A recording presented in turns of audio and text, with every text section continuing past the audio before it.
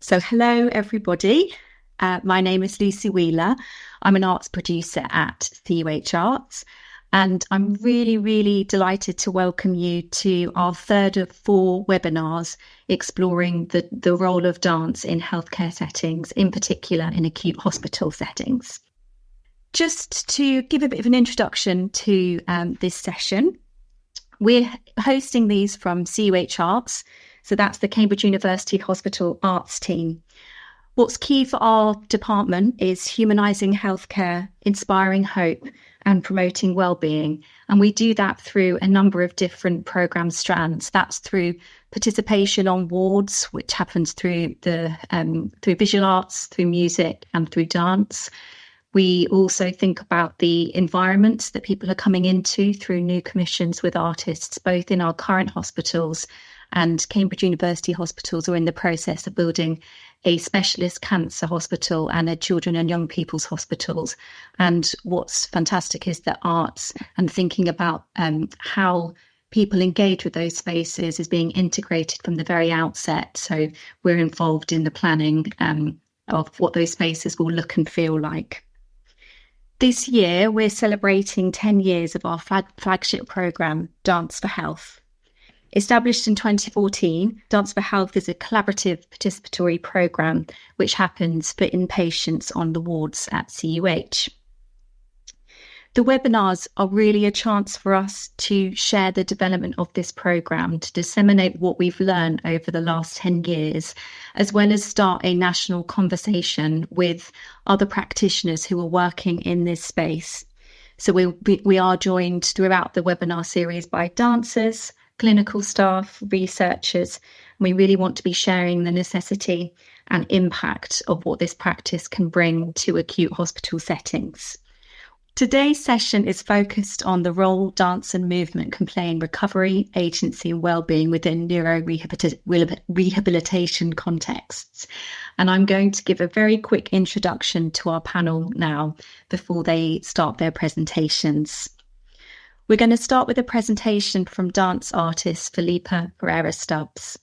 Felipa is the lead dance artist at CUH Arts, and she's going to share her experiences of delivering Dance for Health on the acute stroke and neuro rehabilitation wards at CUH. She's going to talk very much about how this work is very much embedded and integrated into the culture of care in these particular wards. Our second presenter is Lucinda Jarrett, Artistic Director of Rosetta Life. Lucinda leads Stroke and Brain Odysseys, exploring song-making, movement and performance in a range of neuro-rehabilitation contexts. The success of this programme has led to residencies in a huge amount of NHS stroke settings across the UK, which includes London, Bristol and Oxford, as well as in Northern Ireland and Belfast. Lucinda will share how lived experience, co-creation and community are integral to this practice, as well as sharing the vital work that Brain and Stroke Odysseys is playing in research to scale and embed participatory arts in clinical pathways via the Shaper programme, which is being led by King's College London. We're also joined by Rachel Lyons, who's the Director of Frontline Dance, who's going to share a chaired conversation after the presentations that Felipa and Lucinda will give. And she's going to be drawing on her extensive practice and experience of a range of different neuro rehabilitation contexts, both in clinical settings and the community in the West Midlands, with a particular reference to her work at Hayward Community Hospital. So I'm going to stop talking and hand over to Felipa for our first presentation. Thank you so much. Today I'm going to talk briefly about neuro rehabilitation wards. It is a tricky word to say again and again and again. Neuro rehabilitation, bit of a tongue twister. I am working on a stroke ward currently, which is a long-term rehabilitation ward, and an acute stroke ward, which is where people come to when they've had a stroke, they've been through the emergency team, and they've been brought to a ward where they can just be assessed to see what's going on, and then they move on to the rehabilitation ward. The image that you're seeing right now is Lewin. It's the rehabilitation ward. This is the dining room, and this picture is actually taken from pre-COVID. So pre-COVID, we had a very large group that would meet weekly. It was supported by, you can't see anything, Annie will sort that out in a minute. Thank you very much, Rachel, for letting us know. We had a group that was supported by volunteers. The volunteers were all dancers that I knew in the dance community local to Cambridge, Cambridgeshire. We also had regular staff coming in to support individual patients. And it was a large group. We would have maybe 12 to 15 people. I'm going to just give a little bit of a brief talk through what the session actually looks like, because a lot of the questions that we're getting from attendees is how does it work? What did it look like? What happened? It would take a good half hour or so to collect patients from their individual rooms, from their individual bays. Sometimes a lot of navigation with staff or family members. Was this patient able to join in a dance group? A lot of conversation around what does dance mean, reassurance that this is movement, practice-based work, reassurance that this wasn't a therapy, as in I was not a dance movement therapist, something some people had encountered, but that I was in fact a dance artist. And that meant essentially that we were going to be doing something improvisational. We were going to be doing something gentle. We were going to be doing something that met the needs of the individuals in the group. We can stay there for a little bit, Annie, on this image. Thank you. We would talk about music, the efficacy of music. We would talk about this practice being a non-pharmacological intervention. So I wasn't going to administer any medicine. I was also not going to direct any dance steps. I was also not going to teach any dance steps or expect anybody to do anything that they couldn't do safely, comfortably, and with enjoyment. I would find myself repeating this again and again and again, and I hope that this is something Lucinda and Rachel will talk to, that the movement practice that we would bring into this ward setting, into this group setting, was about comfort, finding comfort, which often begs the question of how do we relate to our pain? How do we understand our pain? How do we understand movement? How do we understand this business of listening in to our own movement processes? If my hands are bound up and immobilized by my stroke, how might I be able to use my head, my face, my toes? So really looking for tiny, expressive movement. Now, in a group setting, that can be quite difficult because you're navigating very different skill levels. You'll see in some of these pictures, some of the participants actually make it to standing up. Some look like they might have just drifted off for a little bit. But there's something about a group engagement. There's something about the energy that individuals bring to sitting together, being together, musicking and moving together that is incredibly healing. And thankfully, we don't really need to prove that anymore. We know that this works. We know it works outside of the hospital. We know it works inside the hospital.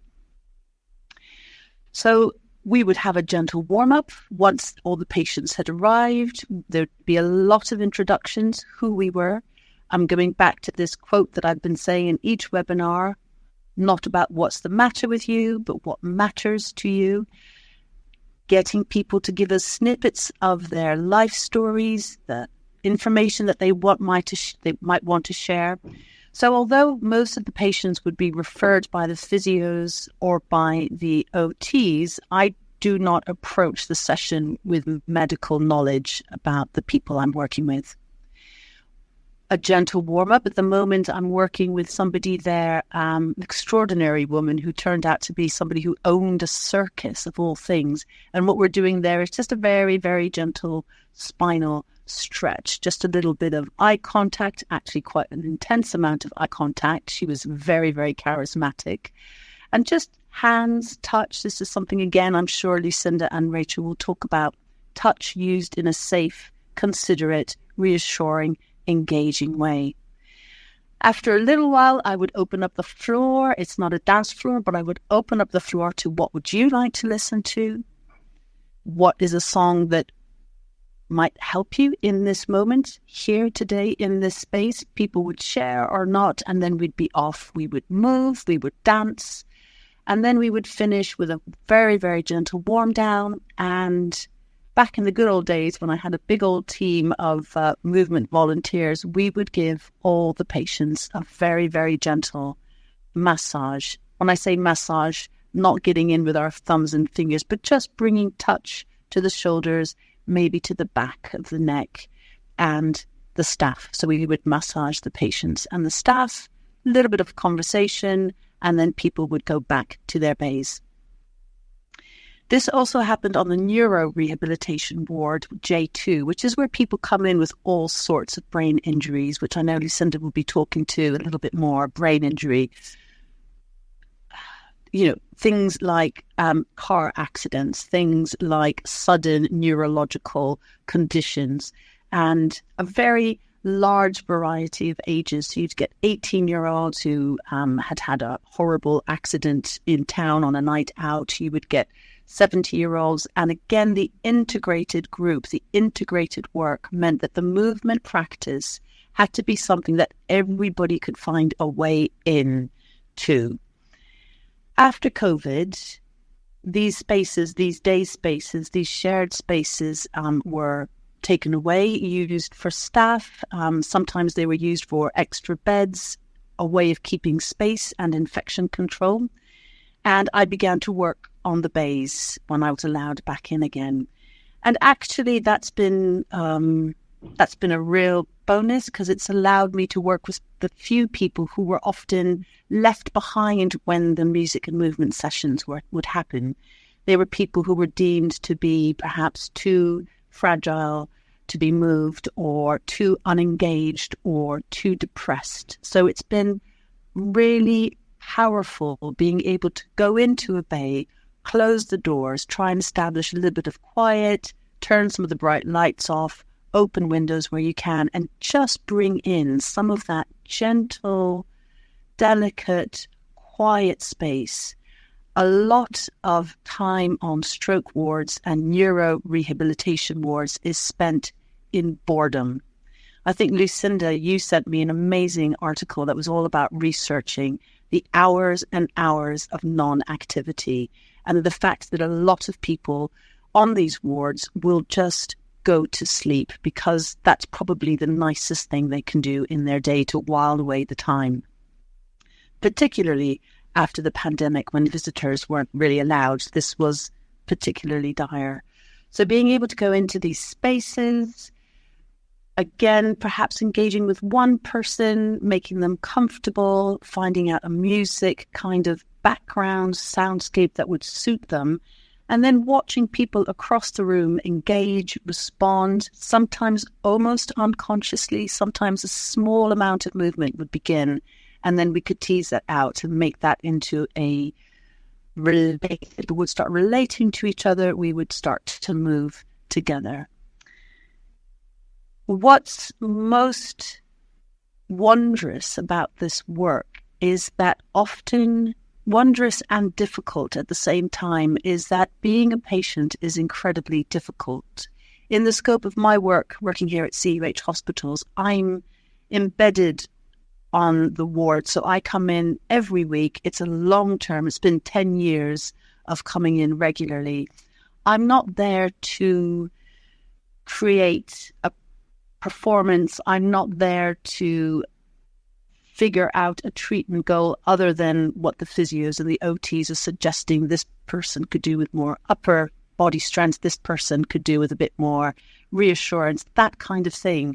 So my work really happens in the framework of that hour that I'm with people.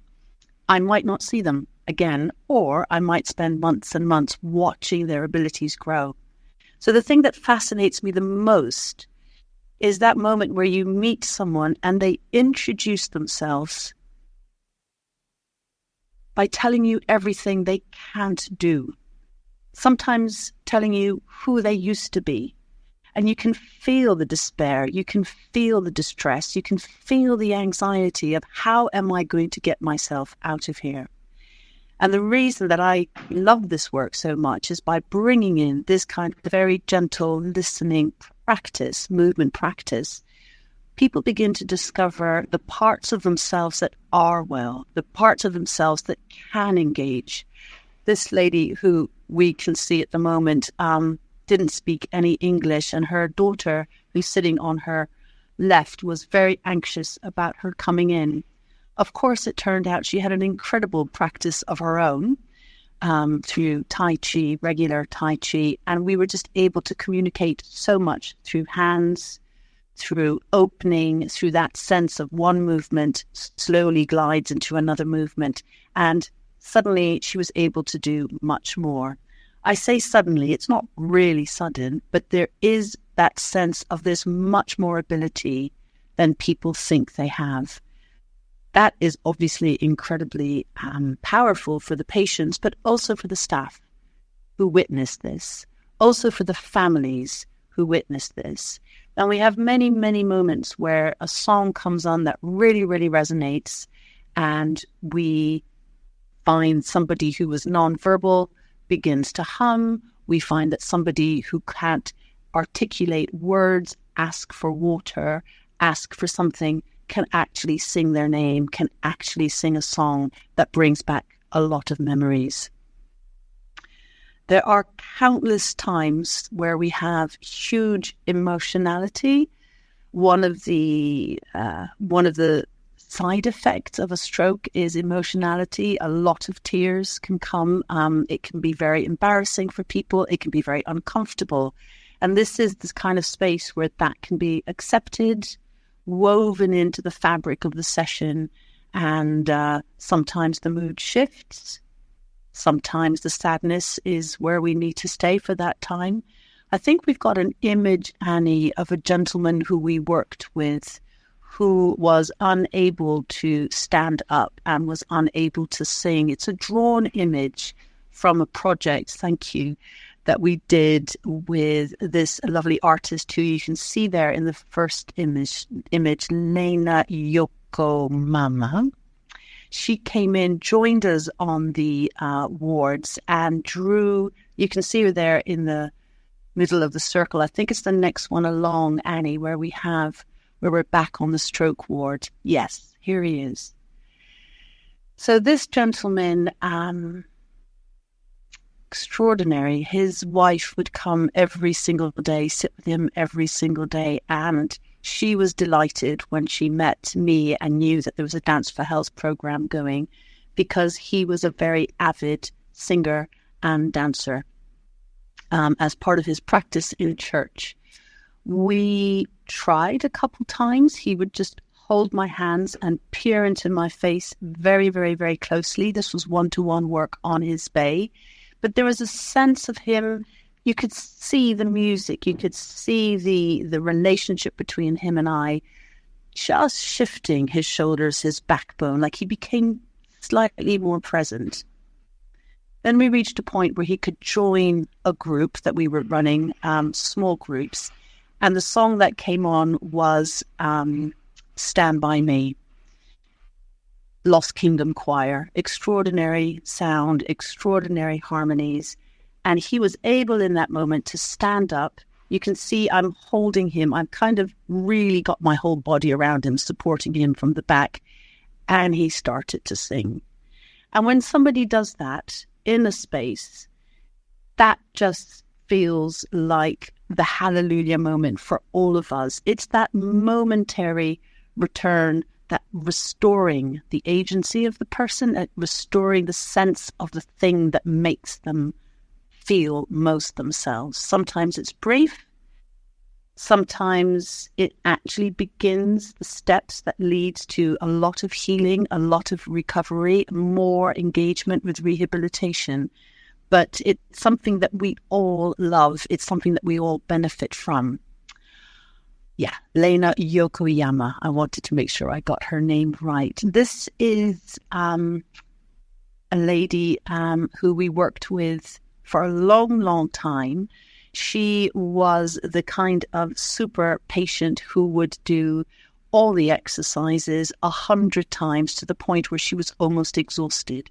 My work with her was to try and get her to slow down and really integrate the body work. And the moment that Lena has captured here is a moment where she allowed my hand to come towards her cheek and just went absolutely quiet. She was like a piece of silk, just shimmering gently. And it was the first time that we saw her complete engagement with an inner sense of movement, doing something for herself because it felt good, because it felt beautiful, rather than being a good patient. I think I'm going to stop there, Lucinda, so that I can hand over to you and all the amazing work you do. Does that feel okay? That feels great. What a beautiful way into the webinar with a description of your classes. I think it might be helpful if I take a different approach, since Philippa's told you about how she runs her classes, and tell you a bit about some of the research that we do and a bit about my personal journey into finding this work. So I hope that's useful. So I'm Lucinda, and I run Rosetta Life, as Lucy's already said very kindly. And Rosetta Life's aim is to enable everybody living with loss to lead a full creative life as possible, on the understanding that, or the assumption, that creativity improves our quality of life. I began working on a stroke ward in 2010, and it was largely in almost direct response to a very personal story. My father had a catastrophic stroke in 2007, and I had been working in the hospice movement for almost 10 years at that point. And the hospice movement gets creative health. It always has done. The hospice movement is about holistic care. They understand whole family care. They understand the importance of enabling people to find meaning at the end of life. It's not a medical model, it's a palliative model. So it's about compassion, empathy, and care. So I often think that a lot of all my work since then has been about applying those principles of palliative care to the wider world. So the principles of compassion, whole family, whole community care, about empathy, deep listening, valuing the individual, person-centered care, creativity, imagination, and story are at the heart of everything I've done since. But when my father had a stroke, I met him on the ward of a hospital, and he was suddenly bed 63. Even in 2007, he lost his name, he lost his identity. He was a strong, amazing, eloquent man, gentle, giving, caring, creative. And he was suddenly this fragile man in a hospital gown, and they'd lost his teeth. So he had no dignity. And he was bed 63. And on top of that, when I first walked in to see him, the doctors were all gathered around him, saying to my mother that he was a vegetable and she should switch his life support machine off. At that moment, at the end of August in 2007, my brother, who was 8 years younger than me, he was always my little brother, began to sing My Lady in Red by Krista Burr. It was their song. It was the song that opened every party that they danced to, and my father chose to hum it back. This man who was a vegetable, this man who was told that he was a vegetable, I always think he could have chosen that moment to quietly die. He could have chosen that moment to die, and his life support machine might have been switched off. And he chose that moment to say, I'm here and I love you. And that is the beginning of this journey, really, knowing how far music reached him. When he had no words, no music, no movement, he could still hum. And for the rest of his life, he sang. My mother would ring him from the office, and they would sing, I just called to say I loved you. At the end of the day, she would call and they would sing a Beatles song, Hello, Goodbye. So this knowledge that arts are intrinsic and critical to recovery was then reinforced by a residency at the National Hospital for Neurosurgery and Neurology. And I think this will help everyone in this webinar, because the leading professor of musculoskeletal recovery and a professor of neurology and neurosurgery, who's now the chair of our board of trustees, Nick Ward, said plasticity is the most ordinary and extraordinary of aspects about the brain. So long as you can remember what you did this morning and plan to do something tomorrow, your brain is plastic. You are learning something new. You are making new memories. And that is so ordinary. Tomorrow, I am planning to go for a swim. And in the morning, I hope I remember to do that. So long as I do that, and I'm planning for the first time to go wild swimming in a very cold lake, and anyone who knows me will know how extraordinary it is that I will dive into cold water.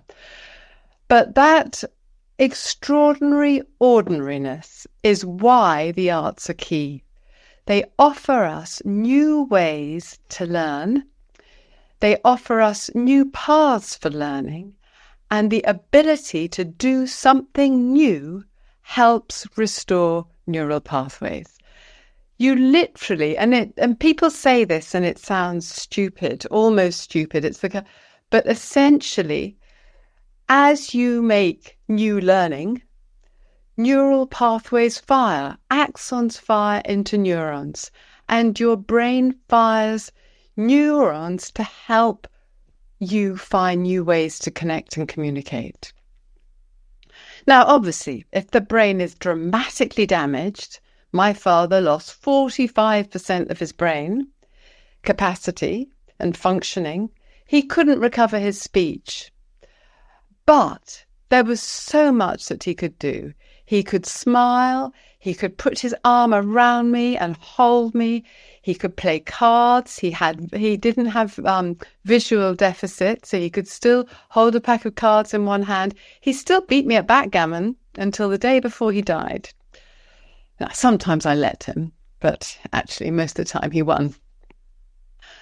So that ability to fire new pathways is at the heart of why the arts are key. You will find new ways through image to move. The other thing Nick says that is key is there's nothing wrong with your body. It's the pathways there. So long as you can sense and feel through touch, you can enable people to have the feeling of movement, and the sensation of movement will quite literally fire muscle memory that helps the neurons reconnect. So touch is key. It helps sensation. It's a sensory motor system that we're working with. Sensation, touch, motor connection. And that is absolutely essential. So that's why we work with the arts, why I in particular started working in the NHS. Now, what I thought would be useful is to tell you a bit about the practice and the research. So the practice that I bring in, because we know that you need as much stimulation as possible in a context where you have zero enrichment, that's the healthcare term, the enrichment is zero and you need as much stimulation as possible to recover, we offer music, movement, storytelling, poetry, and we offer it as much and as richly as possible as we can in the space of an hour and a half. So we begin with movement, because you always start with the body. Then we add song, and then we add storytelling through image and picture. Those are the sessions that run in the hospital. Now, we have had more research and more evidence than a lot of well-evidenced pathways. We've had health psychology, practices research, health economics, ethnography, 3 critical ethnography studies, visual anthropology, implementation science, and something else, another study someone did on us. Of course, participatory action research.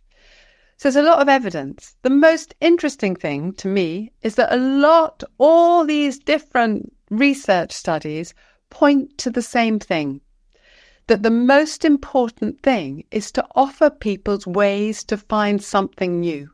You need to build a new identity. You need to build an identity that gives you the confidence to go into the world and live a new life, because it is a new life. And this finding something new is absolutely intrinsic. People often say, "Oh, I've got just the person for you. She used to be an artist." Actually, they're quite often quite the worst person to join the group, because that was their identity before the trauma of brain injury.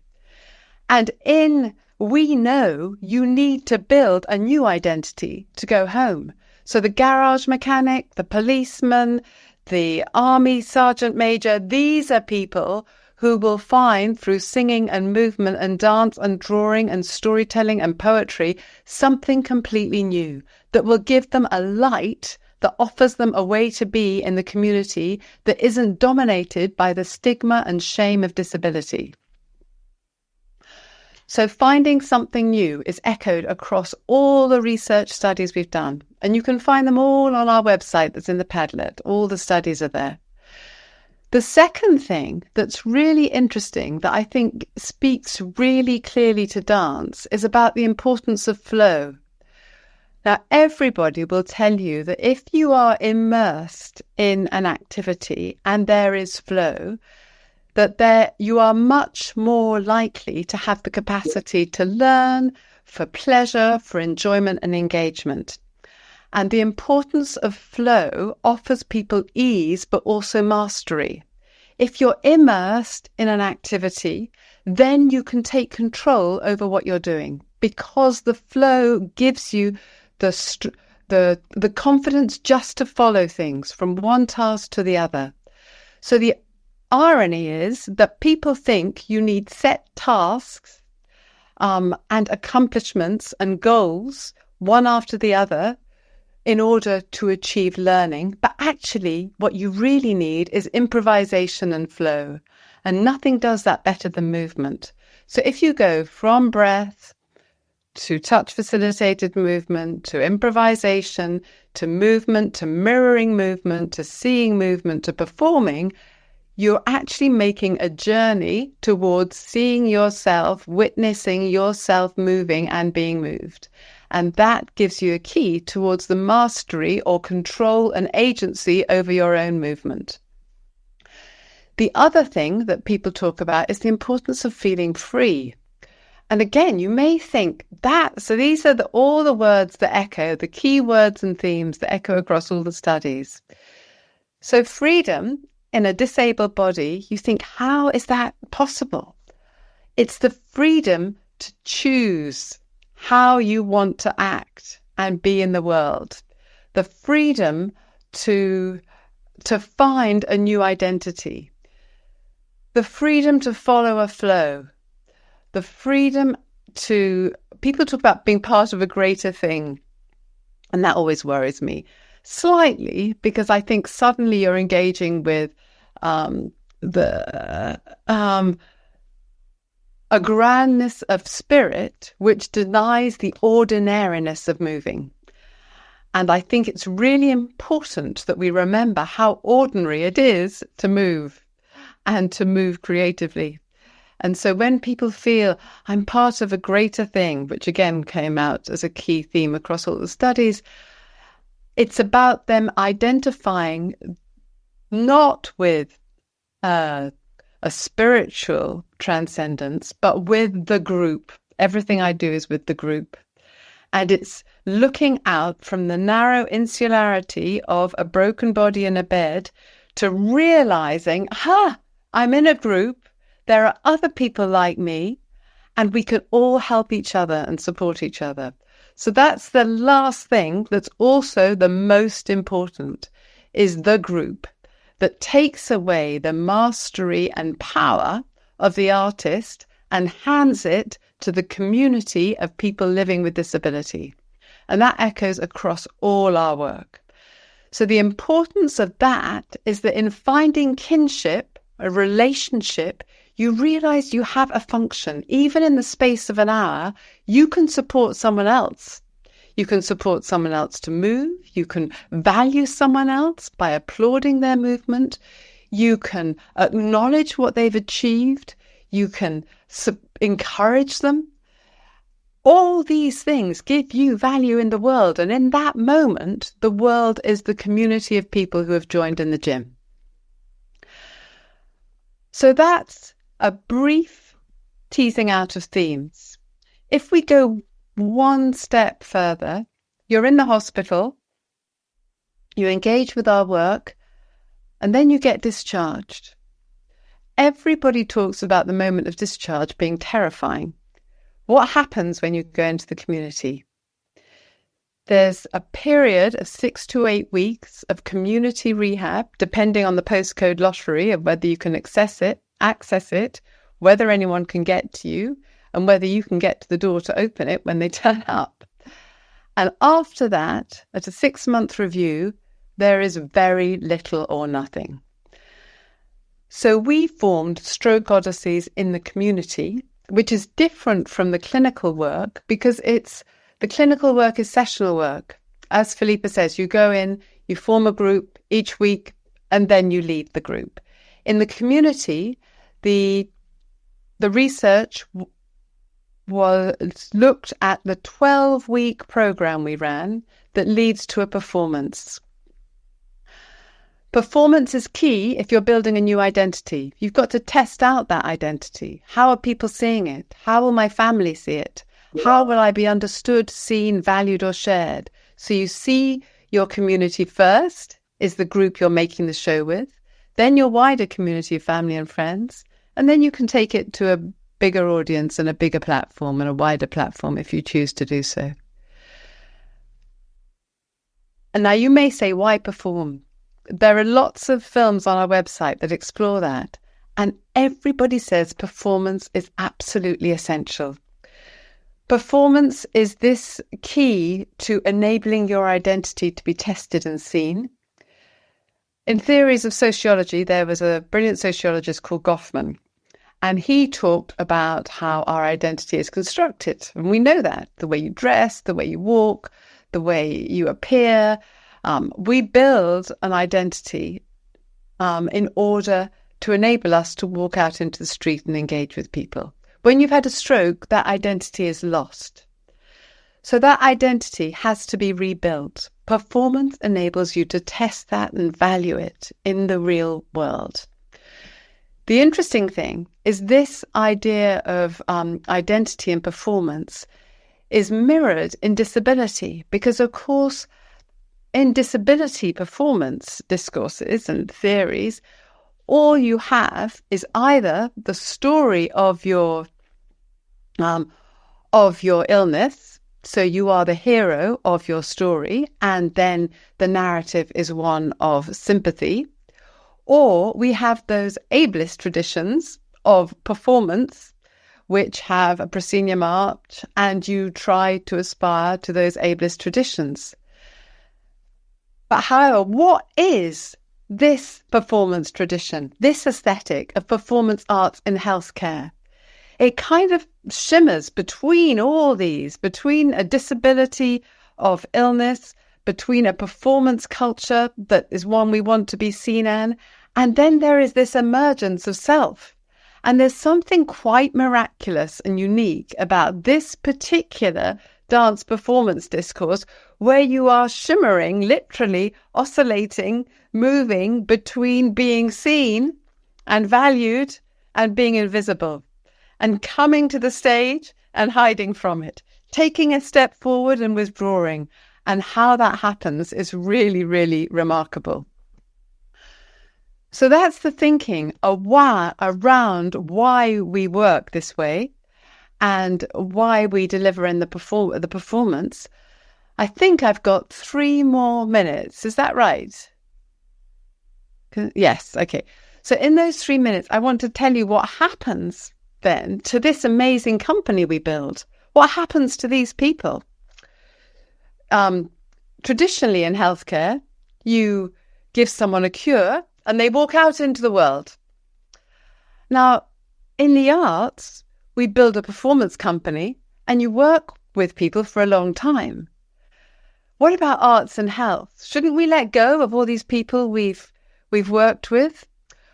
Well, I would answer that that's up to the people who join us, and all the people want to stay with us. So we hold a program called the Ambassadors Program. People who graduate stay with us, make more ambitious works, tour works, but also, and most importantly, they come into the hospital and support us in the hospitals. So and they are the most important people in the hospital sessions now. All the patients look to them. They are modelling recovery. If I walk down the ward, I am still, although temporarily, able-bodied. So I can walk through a corridor on 2 legs and invite people to move with me or come to a session. If you've just had a stroke and you're absolutely exhausted, you're likely to want to say no. If somebody who's had a stroke comes down with a sick behind me and says, get out of bed or you're not getting well, I join this group and now I can walk, and before I was in a chair. You will never get better unless you get out and come with me to this group. People will join, and they do. They come because the ambassadors tell them that they will get well, which they do. The ambassadors also run a cafe, supporting them, telling them all the resources that they've found, telling them what it's like when they get home. The ambassadors are modeling, again, I return to this, they model the recovery that as a person who's just had a stroke, you want to see. They are models of agents of change, are change makers.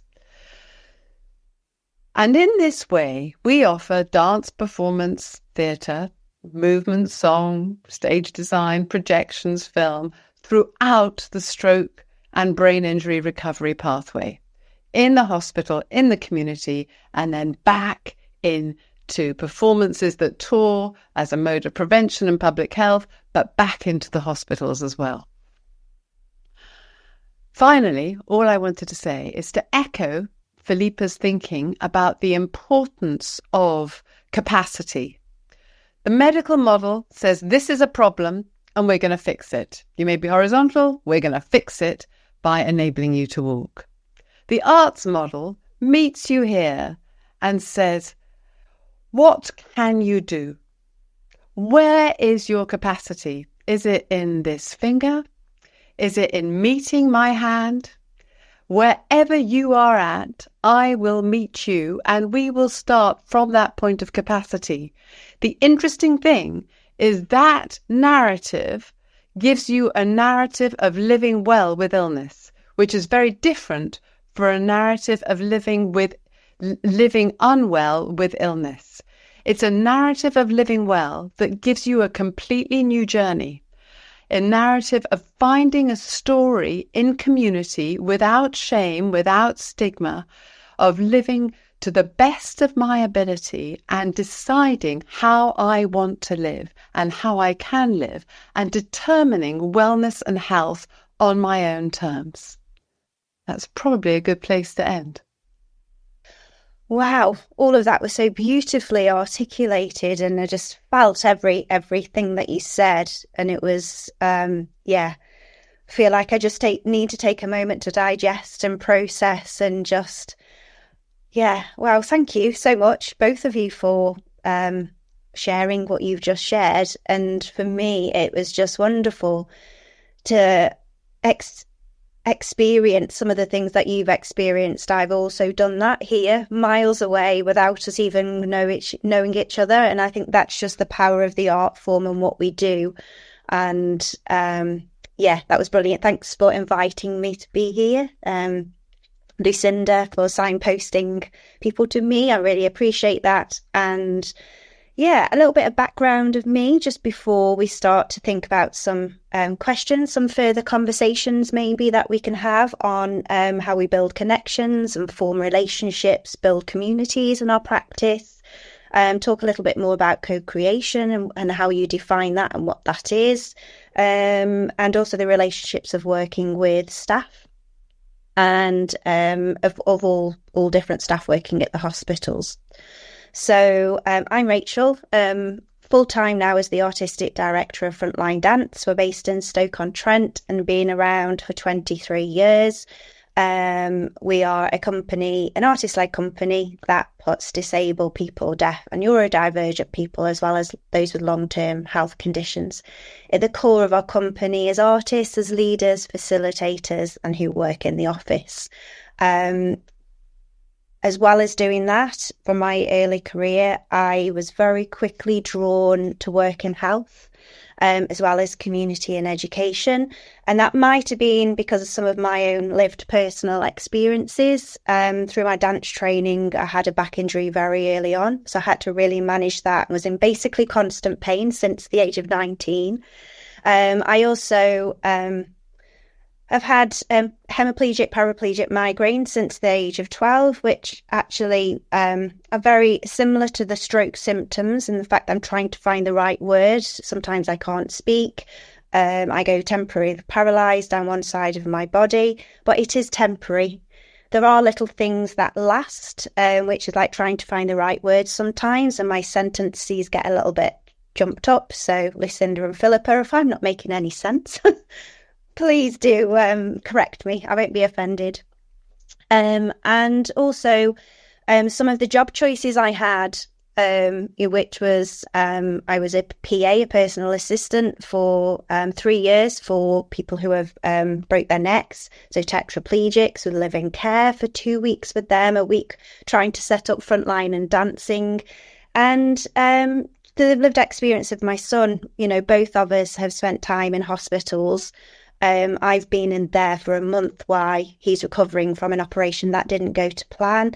So I feel very much like the whole part of me is taken into the sessions of which are dance and movement sessions, which is my background, in which I love, and which I also feel very privileged to be part of.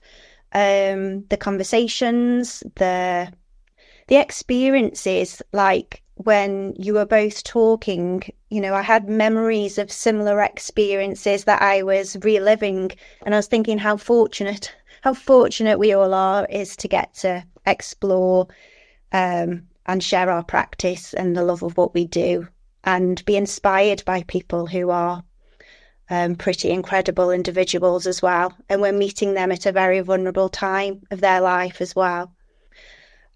So you talked about so much rich experiences and obviously a vast amount of knowledge that you have, and thank you for sharing all of that. I just wondered if we could maybe touch on a little bit about the building connections and forming relationships with people. You described, and we talked about in a conversation pre this webinar today, about how we did build those connections with patients, but in group settings and one-to-one.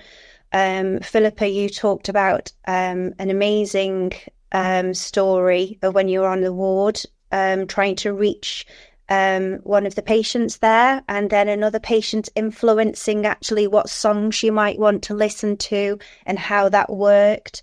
So how it all ripples through the ward, ripples through the staff, seeing what we do. So maybe if I hand over to you listeners to perhaps share that story or a similar story about how working in a group setting or individual starts to build a connection with others, starts them conversations, gives them something to think about after we've left the ward. Starts to build relationships. There's a lot there. I am sorry. I talk a lot. Okay, so how we build relationships. There are two things. First is I'll tell you a story, because the stories are wonderful. We were on a ward at Charing Cross and Hammersmith Hospital with a group of largely men and African, Iranian, a lot of men from different diverse countries and backgrounds. And we played a really, really simple game, which is the me-you game, which anyone who's done drama knows. I go me, and I point to someone who goes you. So I'll point to you, Rachel, go you. And then you respond by going, me? Okay. And send it me? Yeah, and then send someone, you. So it's a very simple me-you game. It doesn't involve much language. It doesn't involve much. You have to point, you have to act a bit, you have to play. And we played this game, the me-you game. And next week, all the nurses and staff arrived in hysterics, saying that every night they had been playing this game across the ward. Me? You. Me? And they got all the doctors and nurses involved. And afterwards, one of the key findings was that which I loved from what we did, that was another piece of research we did, IPA, Interpretive Phenomenological Analysis, which is about getting subjects' direct experiences of the intervention. And both, or two men who were interviewed, both said that that the artists made them feel alive. Mm-hmm. And they made them feel alive. They said, make us feel like children, make us feel alive. Make us play like children, make us feel alive. So I think games are very important. Very, very important after stroke, not to infantilize people, because people feel stupid and feel infantilized. But that edge of play with wit and irony is really important. So games. The other way that we connect is obvious. It's through movement, through mirroring each other's movement. And actually, movement mirroring is very, very powerful, because you can do something very, very, very slow. And you have to watch really, really carefully. And if you watch really, really, really carefully, the details of a finger and the way a hand unfolds, you form an incredible connection with the person as they are moving. And that connection is profound. It feels almost physical, almost deeply bound together. And it's so movement gives you immediate telepathy, almost a kinetic relational dynamic that forges a relationship that's very deep. And people leave the session with that relationship that binds them together and gives them ways to talk and communicate across the bedside for time afterwards. Mm-hmm. Theatre, games and play and song. Yeah, lovely. Absolutely. And I think one thing I want to add to this conversation is, Lou, when you were talking about, empathy, creativity, imagination, metaphor, poetry, improvisation, one of the things I do a lot in the sessions is I share with people. I'm calibrating my experience of my body as it ages. It's becoming more and more interesting. I get out of bed, my hips stay in bed. I share this information with people. And what I try and bring to it is a sense of, when I was at a group this morning and the ladies were a little bit anxious that they weren't going to be able to do the movement bit. But as soon as the first song came on, without my having even invited them, they began to move their fingers. So what I see as my role at that moment is to say, I love the way you're doing that, the affirmation, the beauty. And let me tell you that when you move slowly in improvisation, not knowing the next step, your brain loves that as well. So feeding in information, actually that small rotation of the left shoulder is massaging the heart muscles. This is in a ward where people have heart monitors are constantly beeping and moving, and there's a high anxiety about not doing any movement. But giving that information, and I'm always so shocked and alarmed by the lack of information that is shared with patients. Maybe it's just as well because it comes from such a heavy medical perspective of what is broken and what needs fixing. But in this work, what we're doing is affirming the extraordinary engineering capacity of the body, that plasticity that you spoke about, Lucinda, telling people about that, and you see them receiving this information. They're drinking so deeply from the well of the knowledge that we dance practitioners, somatic, dance movement therapists, dance artists, theatre practitioners, we know this stuff, but it hasn't quite made its way into the pedestals of clinical interventions. Apart from in the wards where it's regular and embedded, the physios will say, if I put music on, if I used some of your poetic language, do you think that would help with this person? Absolutely. So we're beginning to calibrate there as well. But it is really that information that inspires just how wonderfully the body can work consciously, unconsciously. The story that I think you're referring to, Rachel, is one which I think I might have mentioned in the first webinar, where a lady came in who was absolutely stiff and immobilized by the shock of her husband committing suicide the night before because he was developing Alzheimer's and was very upset that he wouldn't be able to look after her. That's what we thought was the reason for him doing something. And we went into a session 3 with 2 elderly gentlemen with quite advanced dementia who were quite happy being in the session, but she sat rigidly, my hand just on her shoulder very lightly. I wasn't sure what to do. And one of the men leant forward and said, she needs Finlandia, which wasn't a piece that I was familiar with. I put it on. She began to sob and sob. And there was that flow in that moment. I think that might be one of the stories. But that support that patients can offer each other and the sharing of the life skills that you have to pick up in an acute ward, particularly in neuro rehabilitation, where you have often got quite a long journey of recovery. Enough about that. You might want to ask more questions. Yeah. Oh, yeah. I've got lots to ask. I'll try to get in as much as possible. But I think it's really important that people have this non-clinical experience. That they have people who they don't see every day as well coming in, that fresh perspective, fresh energy, different personality and a different approach. And it's working at Hayward Hospital, which is a community hospital, which I got the privilege of working in, is you can build relationships by going in week after week, and so supporting them until they go home, and hopefully afterwards as well with some of the community work that's being provided. But I think, that I hear a lot through evaluation is the gratitude of the patients saying, I've been waiting all week for you to come in, and for staff to say, this person moves or contributes so much more in this session that they do in any other session. It really works for them as works for the individuals, where as perhaps the standard physiotherapy or a different art therapies haven't drawn out their personality their interests, their connection, my connection with that person.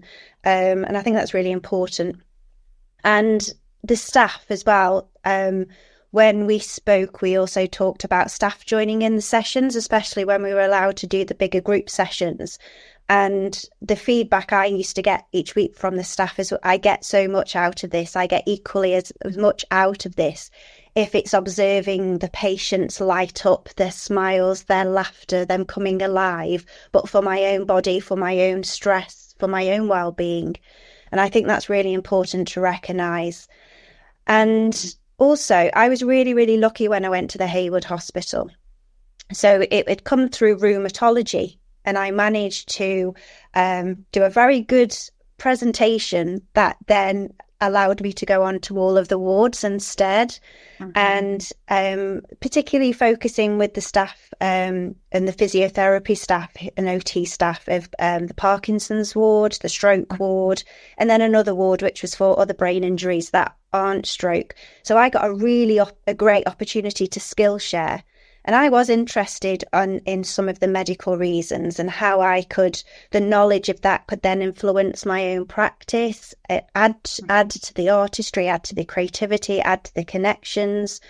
And also the fact that when I first went onto the stroke ward, which was my first meeting, all the physiotherapists were there. They all took time to come and meet me, which was wonderful, and I felt very welcome.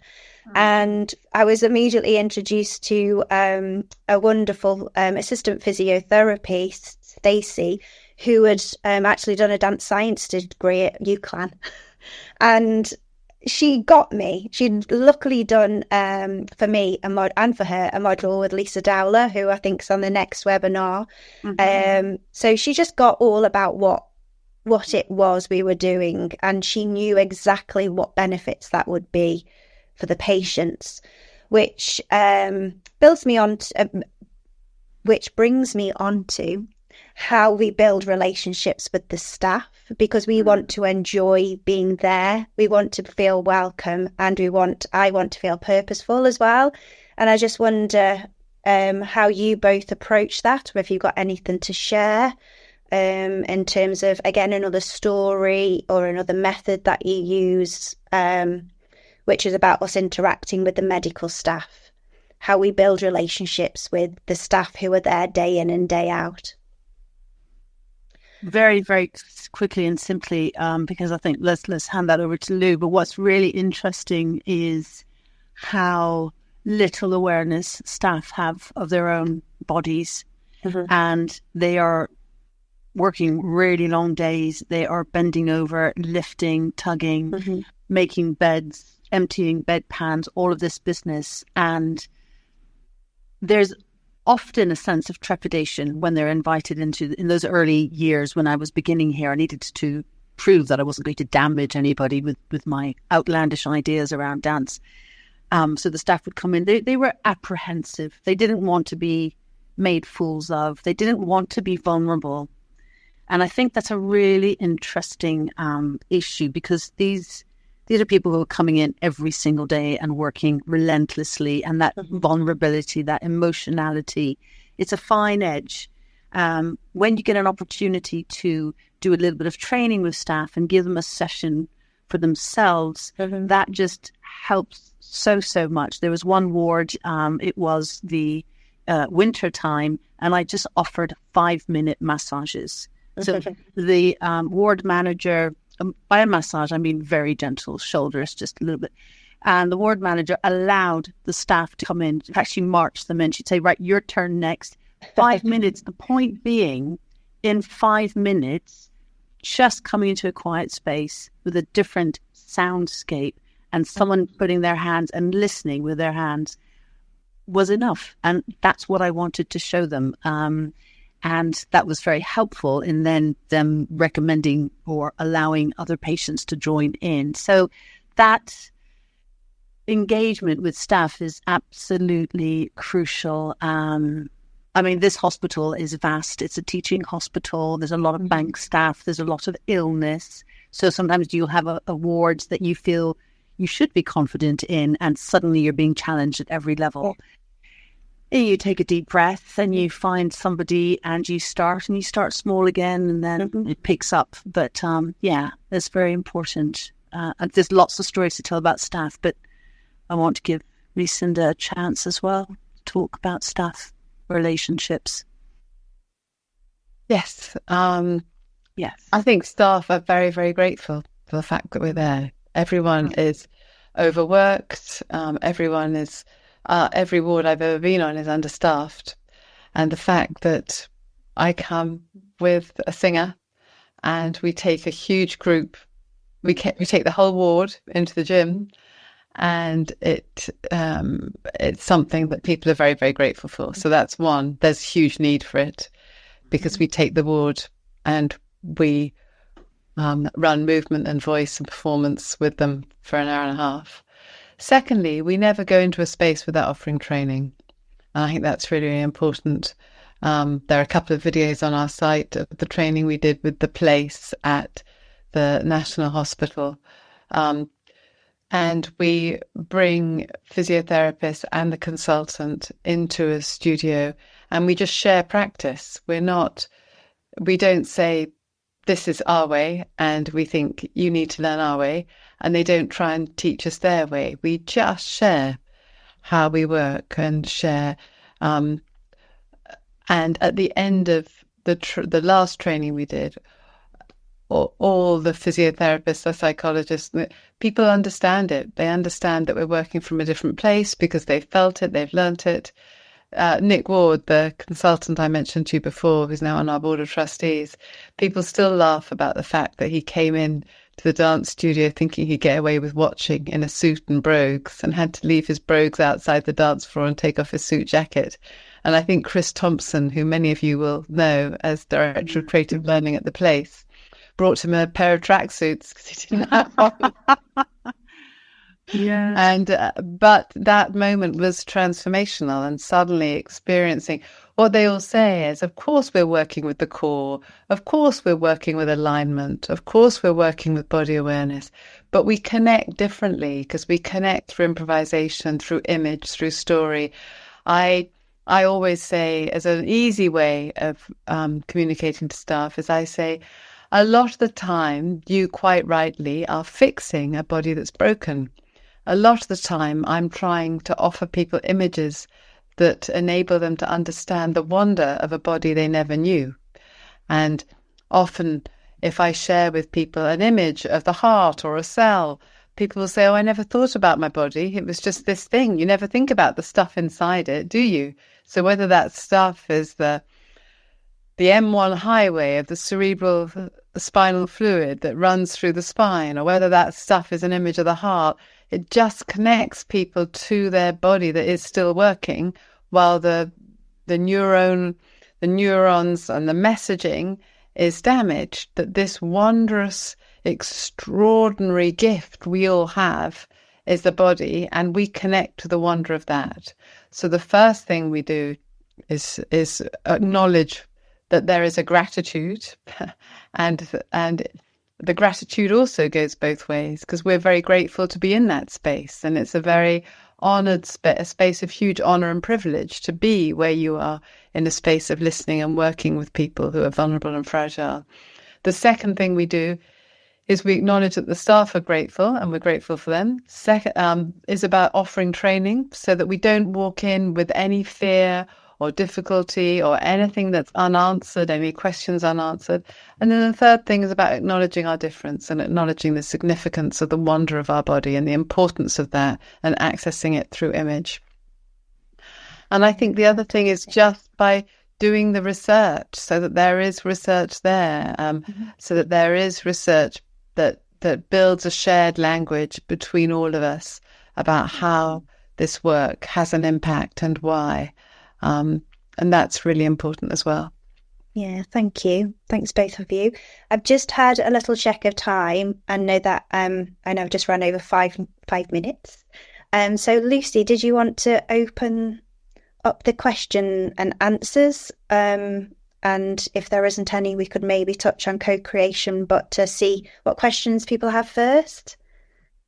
Thanks so much, Rachel. Yeah, we haven't had any questions yet. So those of you listening, if you have a burning question for the panel, now is the time to pop that either in the chat box or the Q&A. So I think, Rachel, fire away with your question around co-creation. And then if there's any questions beyond that, we'll go from there. Thank you.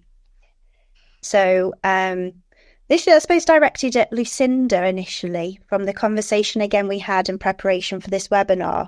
I was really interested to hear more of when you were starting to define what co-creation is to you, well, to Rosetta Life and the work that you do creating in the hospitals as well as the performances. So co-creation and co-production are a bit of a buzzword at the moment. And I thought when we were thinking about it, from the very origins of our work, we've always made work with people. People own the work they make. And we always come to performance with a blank sheet that's slowly filled with people's stories. So we thought it would help if we defined it. So we co-design the program. Design is about the idea. So the program as it exists was co-designed through a practices research grant with a community of South London, from South London, people living with stroke. So in the co-design process, I thought people would want sessions. They decided they wanted to make a performance. People said that they wanted to tell their story. People said they wanted to learn movement and to learn about music and learn how to sing. So all these things I had never, ever thought of. I thought nobody will want to learn how to read music. People are in their 60s. I don't want to learn how to read music. But this hunger for learning and plasticity of new things was essential. So that's co-design, the idea. Secondly, co-production is how the work gets funded. I'm responding to a question now. It's about, but you don't work in isolation. If I'm in isolation, I could write a bid.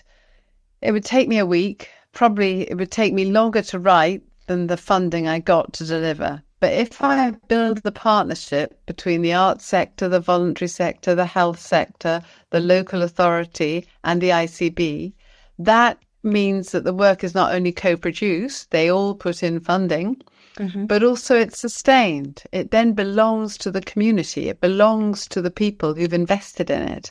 And there's a responsibility to sustain it. So that's co-production. And that I borrow that from the theatre term of co-production. It's a financial model, really. It's how we make things happen. Co-creation is the practice itself.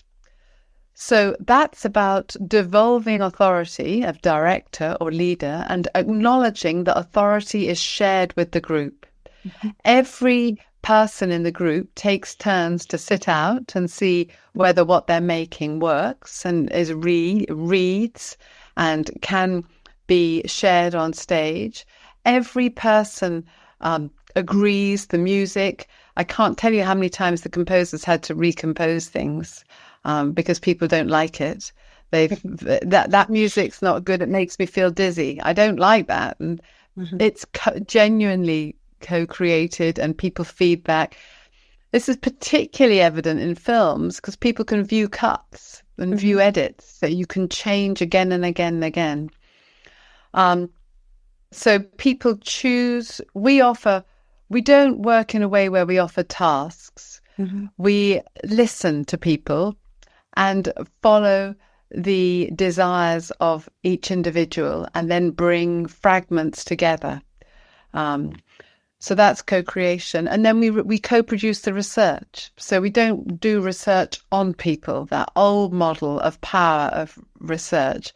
We co-produce the research. So the models we use are critical ethnography, where where an ethnographer will watch, but she then feeds it back to the group, and and people are very happy with that in healthcare, and they feed back to it. Secondly, participatory action research is my favorite because then the people who share the research process co-author all the papers. And practices research, which as an artist is my practice, where the whole company become members of that reflective process of the diving in and out of research and practice. So we co-produce the research, we co-design the programs, we co-produce the program itself, and the practice is co-creation. Fantastic.